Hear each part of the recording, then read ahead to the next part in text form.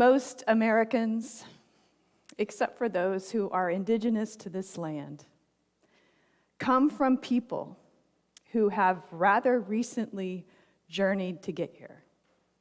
When I say recent, I mean within the scope of human history. In the last few centuries, our people have journeyed to get here. And we've come from all parts of the globe. Regardless of how we've come, and some of the hows have been excruciatingly brutal.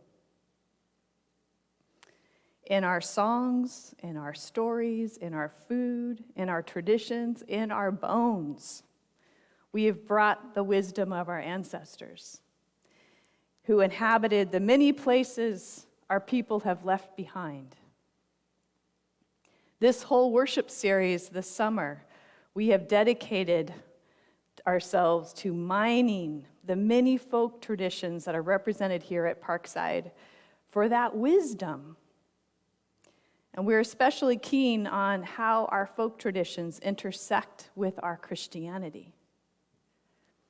And you've heard from Reverend Rajiv, you've heard from Jeff Manildi, you've heard from me already.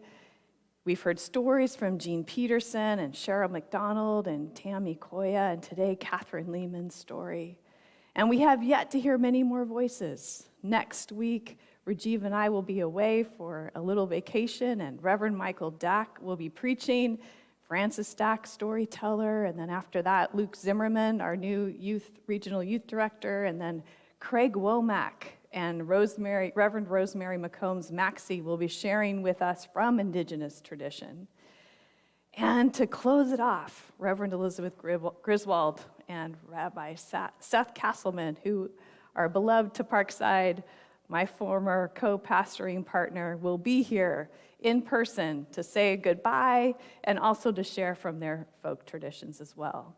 All of these voices, all of these stories, the songs, all of these traditions, we weave together a folk patchwork that each one of us can use to find connections, to make meaning, and to find an anchor to our own roots, and to reach out toward each other as other. We can appreciate without subsuming. The many ways, the many, many ways that Christ is revealed in our crazy, mixed up, beautiful human family. So today I'm sharing from my own ancestral tradition of Celtic Christianity. And for me, and I'm going to use a knitting metaphor here. So if you're a knitter, you'll know what I'm talking about. If you're not, you'll just have to imagine. It'll be, I wish I could be inside your head to see how you imagine it. But it's a little bit, for me, working with Celtic Christianity is a little bit like picking up stitches after inches of unraveling a complicated pattern. The rich history and Celtic spiritual tradition of my Scottish ancestors was more or less cut off by my recent ancestors as they tried to survive and fit into their new world of late 19th century Canada. And by this time in Celtic history, the cutting off, fitting in, moving around was well ingrained into the Celtic psyche. After centuries of being pushed to the far north by one invading empire after another, after centuries of resisting Christian influence, they were some of the last holdouts to accept Christianity from Rome. And after centuries of resisting, they began to give way to Roman missionaries.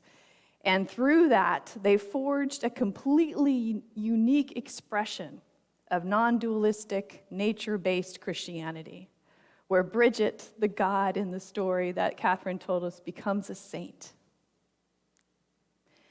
And that deeply resonates with me. When I consider my long ago and more recent ancestral legacy, the cutting off, it makes sense. It's an understandable trauma response.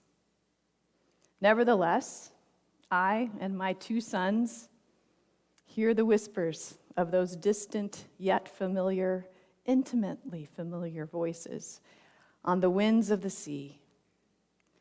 I hear them in my dreams and in my study. And one of the old traditions that carries on in my family is the art of oral storytelling. I can still hear my grandfather, Gordon Balhary, or Balhari, as they say in Scotland, as he would call to my sister and me when we were just little kids visiting my grandparents' house. As we were getting ready for bed, he would say, "Bonnie and Lisa, we have time for a wee story. Come, sit down, and I'll tell you about the time." And his voice would trail on, and we would be caught up. And just like that, what had been previously unknown and invisible to us came into our mind's sight and into our heart's knowing, like a new reality for us, woven together, crafted by his expert skill with language. That story served as fertile soil and water and sun to the deeply hidden seeds in our hearts. Those seeds lying dormant, waiting to hear the story before they could begin their journey toward blossom.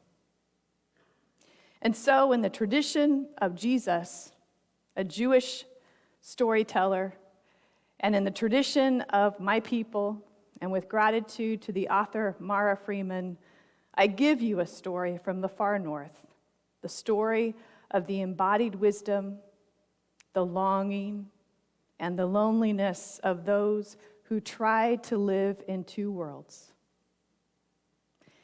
It's a story of an inner journey, of a soul's pilgrimage in this life.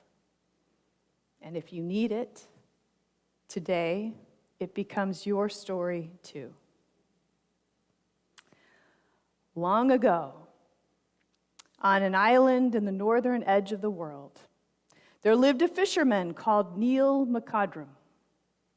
He lived all alone on a stone croft where the moorland meets the shore, with nothing but gulls for company and the wind-swept sand for song. On the long winter evenings, he would sit by the peat fire and watch the blue smoke curling up to the roof, and his eyes looked far away, as if he were looking into another country. And sometimes, when the wind rustled the bent grass on the macaire, he seemed to hear a soft voice sighing his name.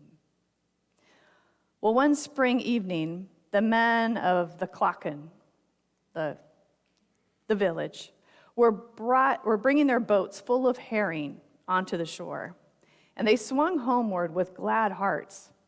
Their wives lit the rushlights so that the wide world faded into a warm, quiet room.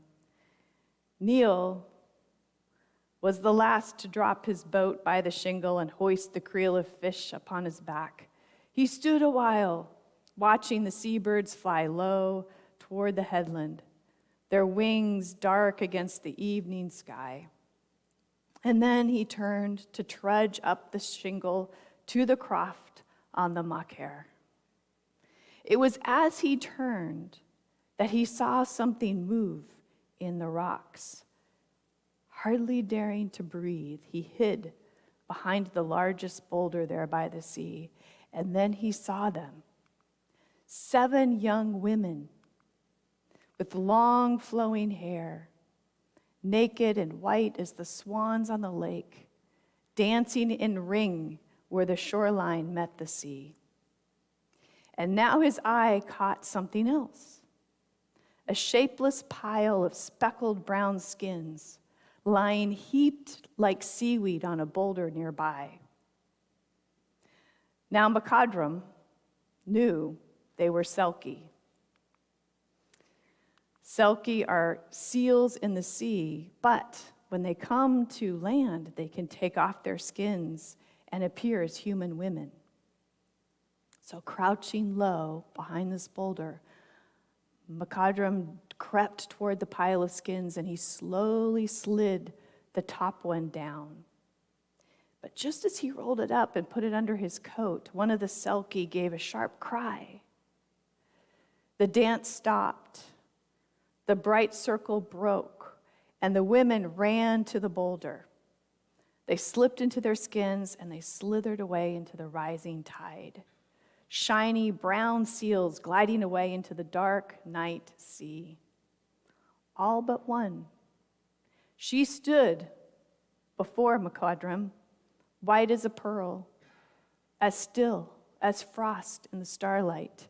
And she stared at him with great dark eyes that held the depths of the sea, then slowly held out her hand, and she said in a voice that trembled with silver, "Akhun, Akhun, please give me back my skin." He took a step toward her. "Come with me," he said. "I will give you new clothes to wear." The wedding of Neil McCodrum and the Selkie woman was set for the time of the waxing moon and the flowing tide.